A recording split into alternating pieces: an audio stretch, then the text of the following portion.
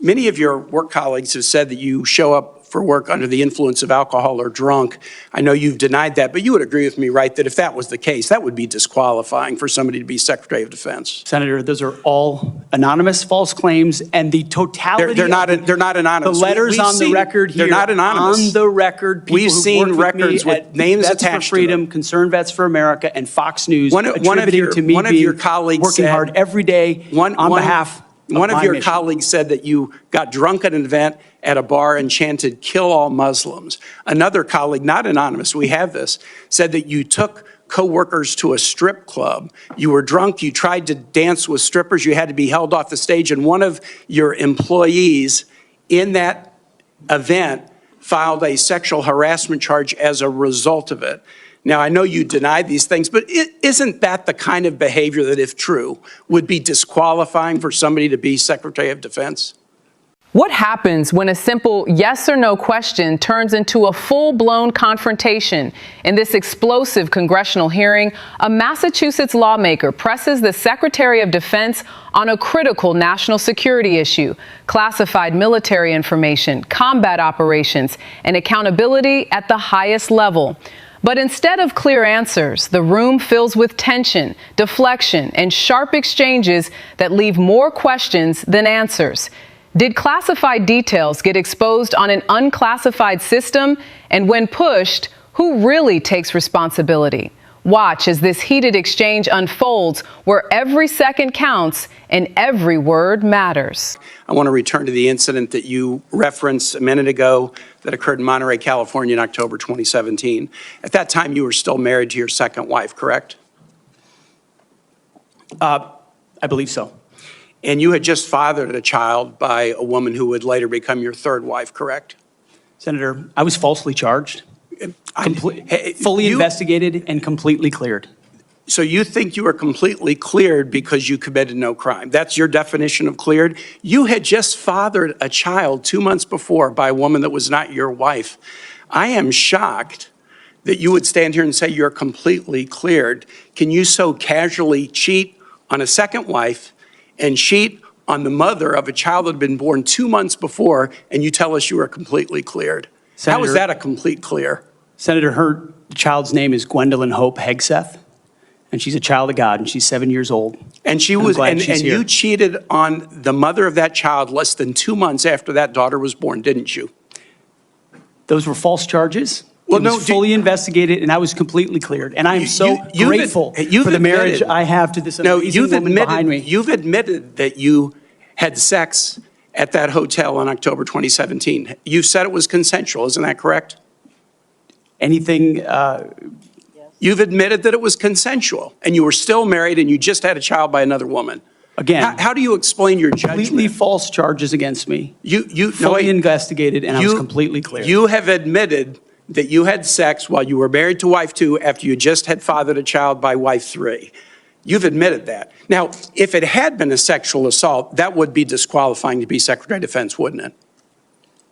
It was a false claim then and a false claim now. If it had been a sexual assault, that would be disqualifying to be Secretary of Defense, wouldn't it? That was a false claim. So you talking about a hypothetical. So you can't tell me whether someone who has committed a sexual assault is disqualified from being Secretary of Defense? Senator, I know in my instance, and I'm talking about my instance only, it was a false claim. But you acknowledge that you cheated on your wife and that you cheated on the woman by whom you had just fathered a child. You have admitted that. I will allow your words to speak for themselves. You're not retracting that today. That's good. I assume that in each of your weddings, you've pledged to be faithful to your wife. You've taken an oath to do that, haven't you?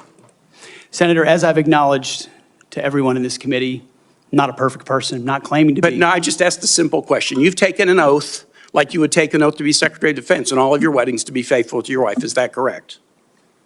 I have failed in things in my life, and thankfully I'm redeemed by my Lord and Savior, Jesus Christ. In finalizing divorces from your first and second wives, were there non-disclosure agreements in connection with those divorces?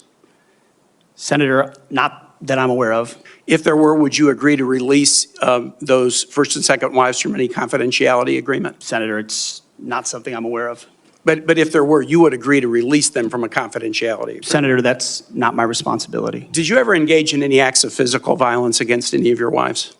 Senator, absolutely not. But you would agree with me that if someone had committed physical violence against a spouse, that would be disqualifying to serve as Secretary of Defense, correct? Senator, absolutely not have I ever done that. You would agree that that would be a disqualifying offense, would you not?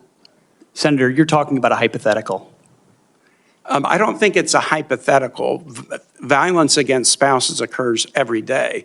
And if you as a leader are not capable of saying that physical violence against a spouse should be a disqualifying fact for being secretary of the most powerful nation in the world, you're demonstrating an astonishing lack of judgment. The incident in Monterey led to a criminal charge, a criminal investigation, a private settlement, and a cash payment to the woman who filed the complaint. And there was also a non-disclosure agreement, correct? It was a confidential settlement agreement off of a nuisance lawsuit. Right. During an interview, you claimed that you settled the matter because you were worried that if it became public, it might hurt your career. Do you maintain that you were blackmailed? Senator, I maintain that false claims were made against me. And ultimately, your attorney those used false the claims, phrase, I have the opportunity to attest my innocence in those false claims. But you didn't reveal any of this to President Trump or the transition team as they were considering you to be nominated for Secretary of Defense. You didn't reveal the action. You didn't reveal the criminal complaint. You didn't reveal the criminal investigation. You didn't reveal the settlement. You didn't reveal the cash payment. Why didn't you inform the commander-in-chief and the transition team of this very relevant event? Senator, I've appreciated every part of the process with the transition team. They have been open and honest with me. We've had great conversations between the two of us. And I appreciate the opportunity that President-elect Trump has given me. But you chose not to reveal this, right? Because you knew it would hurt your chances. So you chose not to reveal this really important thing to the commander-in-chief and the transition team because you were worried about your chances rather than trying to be candid with the future president of the United States. Are there any other important facts that you chose not to reveal to the president-elect and his team as they were considering you to be Secretary of Defense?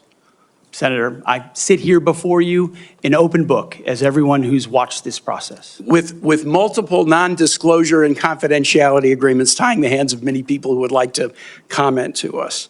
Much has been made of your workplace behavior as a leader of nonprofit veterans organizations and as a Fox News contributor. Were you fired from either of the leadership positions with the nonprofits? I was the leader. I was the CEO of Concerned Veterans for America and the executive director of Vets for Freedom. Were you fired from either of them? And I was never fired from a veterans organization. Do you have non-disclosure agreements with either of those organizations? Not that I'm aware of, Senator. Many of your work colleagues have said that you show up for work under the influence of alcohol or drunk.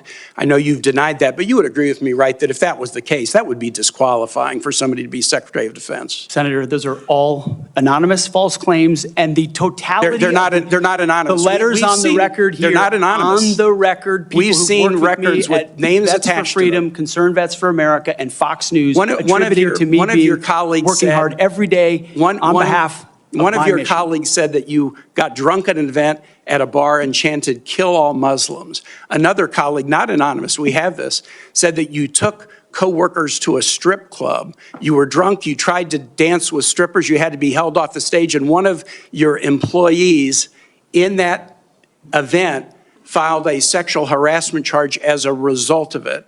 Now, I know you deny these things, but isn't that the kind of behavior that, if true, would be disqualifying for somebody to be Secretary of Defense? Senator, anonymous false charges. They're not anonymous. And I'll just conclude and say this to the chairman. You claim that this was all anonymous. We have seen records with names attached to all of these, including the name of your own mother. So don't make this into some anonymous press thing. We have seen multiple names of colleagues consistently throughout your career that have talked about your abusive actions, Chairman, I think he's over his time. He's way over.